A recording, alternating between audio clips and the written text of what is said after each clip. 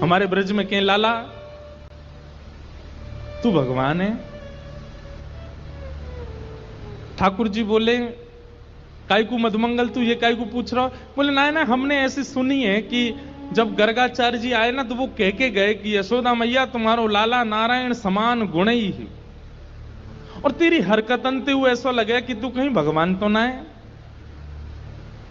तो ठाकुर जी धीमे से बोल जाते हैं, बोले मधुमंगल एक बात बताऊं? बोले कहा, मैं जय जय ही हूं, मैं भगवान ही हूं।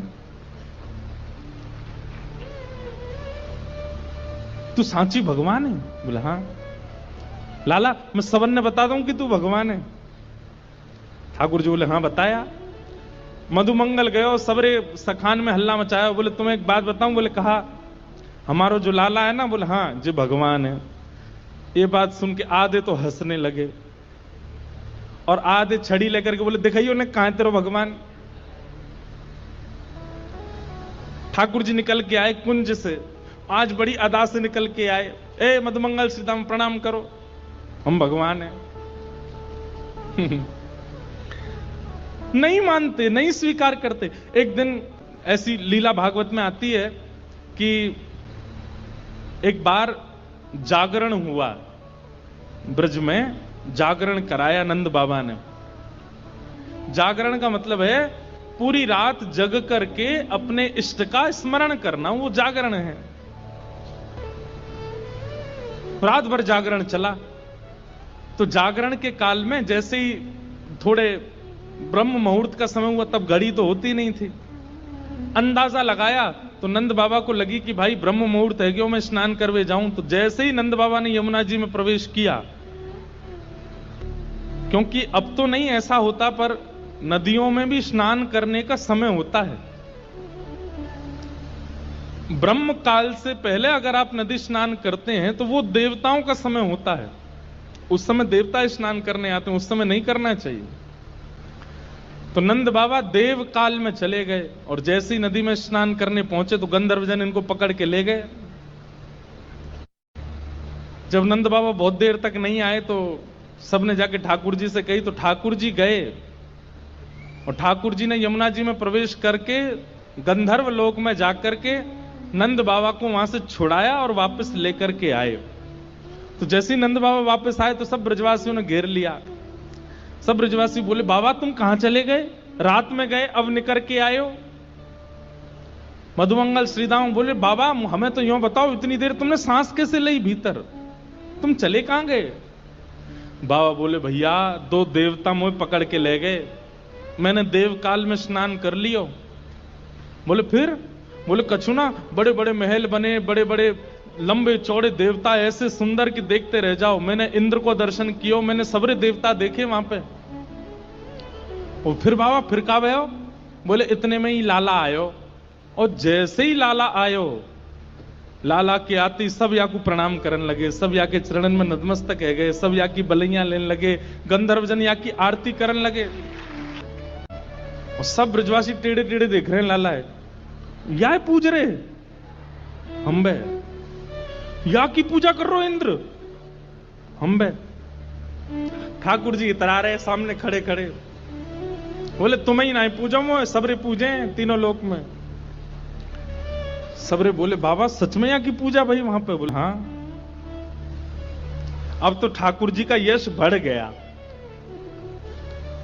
अब तो महाराज निमंत्रण आने लगे घर घर से, लाला हमारे घर भोजन करवे आ जाइयो, हमारे घर सोवे आ जाइयो, हमारे घर शरबत पीवे आ जाइयो, छाछ पीवे। अब ठाकुर जी तो मधुमंगल सीधामा से कह रहे हैं, आज की भाषा में कहें तो अपॉइंटमेंट लेते जाओ कहां कहां जाना है।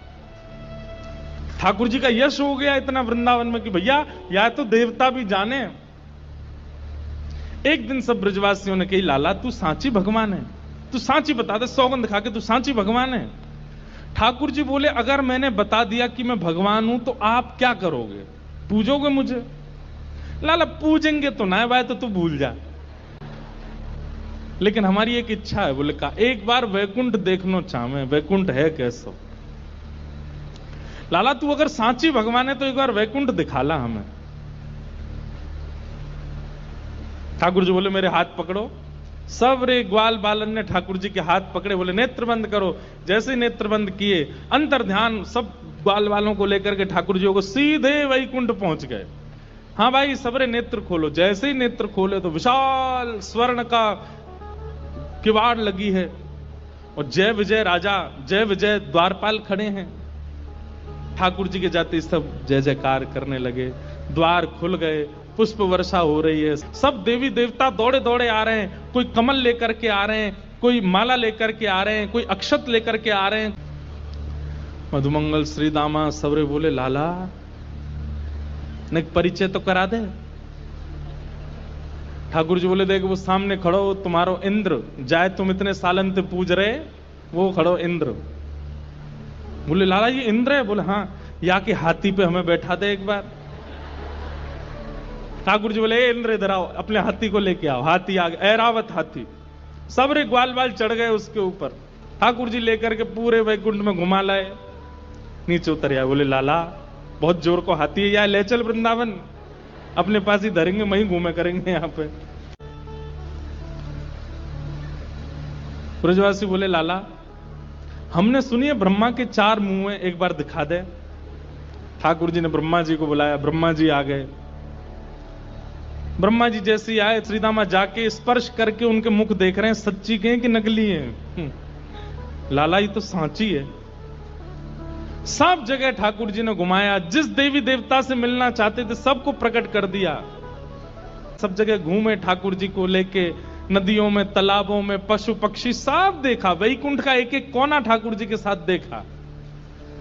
सब जगह घूम करके ब्रजवासी थक गए। थक करके बोले लाला अब चल वृंदावन चल, अब ले चल हमें। ठाकुर जी बोले भैया सुनो, तुम सबके लिए कक्ष खुलवा दिए हैं और वैकुंठ का नियम है, मैं बताना भूल गया था कि यहां एक बार आने के बाद फिर यहां से जाता नहीं है कोई भी। अब तुम सब यहीं वैकुंठ में रहो, क्या बुराई है? ये उर्वशी गंधर्व सब लोग तुम्हारी सेवा में रहेंगे, देवी देवता। अरे तू जब कहेगा इंद्र आ जाएगा, ब्रह्मा आ जाएगा, सब तुम्हारी सेवा में रहेंगे, यहीं बैठे रहो। अब ये सुनते ही ब्रजवासी तो रोने लगे, ठाकुर जी के चरणन में गिर गए। बोले लाला तू हमारे प्राण मांग ले, तू जो कहेगो हम तो दे देंगे। तू कहेगो आज के बाद हम तो जय जय मान के रोज तेरी आरती पूजा करे करेंगे, लेकिन हमें वापस वृंदावन ले चल, हम वैकुंठ में ना रह सके। हमें तो वृंदावन ही प्रिय है लाला। ठाकुर जी के नेत्र सजल हो गए। सब देवी देवताओं को दिखाते हुए ठाकुर जी बोले तुम लोगों को आश्चर्य होता है कि भगवान इन ब्रजवासियों से इतना प्रेम क्यों करते हैं। देखो दीयमान न ग्रहणंती, ये भक्ति की वो स्थिति है कि मैं वैकुंठ देने को बैठा हूं लेकिन इनको नहीं चाहिए। क्यों? वृंदावन प्रिय है, यमुना जी प्रिय हैं, गोवर्धन प्रिय है। इतना प्रेम वृंदावन से ब्रजवासी करते हैं।